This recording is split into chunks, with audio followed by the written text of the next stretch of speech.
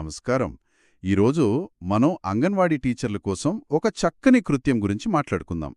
5 ఏళ్లలోపు పిల్లల కోసం ప్రత్యేకంగా రూపొందించిన ఒక ఆట ఇది. అవును, ఇది పిల్లల్లో శారీరక నైపుణ్యాలను చాలా సరదాగా పెంచే ఒక అద్భుతమైన పద్ధతి. మన దగ్గరున్న సమాచారం ప్రకారం పాటలు, చప్పట్లతో పిల్లల్ని ఎలా ఆడించాలో చూద్దాం.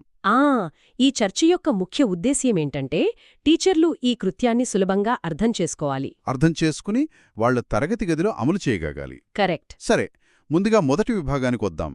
సాధించాల్సిన సామర్థ్యాలు. అంటే ఈ కృత్యం ద్వారా పిల్లలు అసలు ఏం నేర్చుకుంటారు? దీని ముఖ్య ఉద్దేశ్యం చాలా సులభం.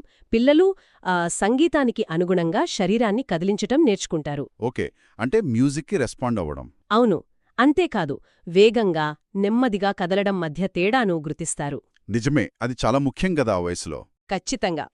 ఇంకా వాళ్లకు వాళ్లే సొంతంగా చిన్న చిన్న కదలికలను అంటే నమూనాలను సృష్టించడం కూడా మొదలుపెడతారు. చాలా బావుంది. మరి ఈ సరదా కృత్యం పేరు? డాన్స్ చేద్దాం. అవును, పేరు వినగానే పిల్లలు ఉత్సాహంగా పాల్గొంటారు కదా. ఖచ్చితంగా. ఆట పేరులోనే ఆ ఆకర్షణ ఉంది. వెంటనే ఆడాలనిపిస్తోంది. అలాగే కావలసిన వస్తువులు. దీనికేమైనా ఖరీదైన వస్తువులు కావాలా? అస్సలవసరం లేదు. అదే దీనిలో ఉన్న మంచి విషయం. అంటే కేవలం సంగీతం ఉంటే చాలు. అది ఏదైనా మ్యూజిక్ ప్లేయర్ కావచ్చు, లేదా టీచర్ పాడే పాటైనా పర్వాలేదా? సరిపోతుంది. టీచర్ పాడితే ఇంకా బావుంటుంది. వీలైతే తబలా, డప్పు లాంటివి కూడా వాడొచ్చు. ఏవీ లేకపోతే? ఏవీ లేకపోయినా పర్వాలేదు. కేవలం చప్పట్లతోనే ఈ కృత్యాన్ని పూర్తిగా చేయించవచ్చు. అద్భుతం. అంటే ఎటువంటి అదనపు ఖర్చు లేకుండానే ఇది సాధ్యం. అవును. సరే, ఇప్పుడు అసలు విషయానికొద్దాం. ఈ కృత్యాన్ని వయస్సుల వారీగా ఎలా నిర్వహించాలి? ముందుగా 3 నుంచి 4 ఏళ్ల పిల్లల గురించి చెప్పండి. ఈ వయస్సు పిల్లలకు చాలా సులభంగా, సరదాగా ఉండాలి. ఓకే. మొదట టీచర్ నెమ్మదిగా చప్పట్లు కొట్టాలి. పిల్లలు దాన్ని చూసి అనుకరించాలి. జస్ట్ కాపీ చేయడం. అంతే. ఆ తరువాత ఆ చప్పట్లతో పాటు కాళ్లతో నేలమీద తట్టడం లేదా బల్లెమీద చేతితో నెమ్మదిగా కొట్టడం లాంటివి. కరెక్ట్. పిల్లలు కూడా అదే విధంగా చేయాలి. వాళ్ళని ఫాలో అవ్వాలి. అవును. చివరగా ఏదైనా సంగీతం పెట్టి పిల్లల్ని వాళ్లకిష్టమొచ్చినట్లు స్వేచ్ఛగా డాన్స్ చేయమని ప్రోత్సహించాలి.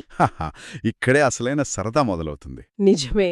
ఇప్పుడు 4 నుంచి 5 ఏళ్ల పిల్లల సంగతేంటి? వాళ్లకిది కొంచెం భిన్నంగా ఉంటుందా? అవును, కొంచెం భిన్నంగా ఉంటుంది. ఈ వయస్సులో మనం నమూనా అంటే ప్యాటర్న్ అనే భావనను పరిచయం చేస్తాం. ప్యాటర్న్ అదెలా? ఉదాహరణకు టీచర్ 2 సార్లు చప్పట్లు కొట్టి ఆపాలి. ఓకే. పిల్లలు ఆ శబ్దాన్ని విని అలాగే 2 సార్లు చప్పట్లు కొట్టాలి. అంటే ఆ ప్యాటర్న్ని గుర్తుపెట్టుకుని రిపీట్ చేయాలి.